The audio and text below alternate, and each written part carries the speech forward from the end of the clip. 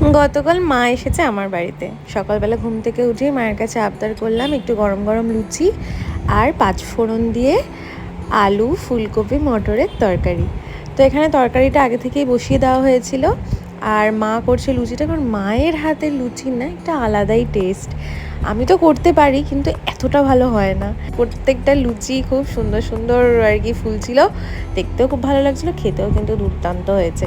তো সকালটা আজকে একদম জমে গেছে ব্রেকফাস্ট মায়ের হাতের। আর মেহের প্রচণ্ড মায়ের হাতের এই লুচি তরকারিটা খেতে খুব ভালোবাসে। তো স্পেশালি ওর জন্যই আরও মাকে বললাম যে করো, অনেকদিন খাওয়াও হয় না। আমরা এখন সবাই এতটাই স্বাস্থ্য সচেতন, লুচি তেলে ভাজা খুব মানে করাই হয়ে ওঠে না। তো সিমুই করেছিলাম, সিমুইটা দিয়েছিল আমাদের মেড যে মাসি রয়েছে, ঈদে দিয়েছিল। তো সেটাই একটু দুধটাকে ফুটিয়ে নিয়ে সিমুইটাকে দিয়ে ব্যাস সঙ্গে সঙ্গে খেয়ে নিতে হবে, নালেই কিন্তু ওটা নরম হয়ে যায়। আর এই যে মেহেরের মুখের হাসিটা দেখুন, কত খুশি। যাই হোক, আমরা ব্রেকফাস্টটা সেরে নিই। আজকের মতন এইটুকুই, দেখা হচ্ছে পরের ব্লগে। বাই।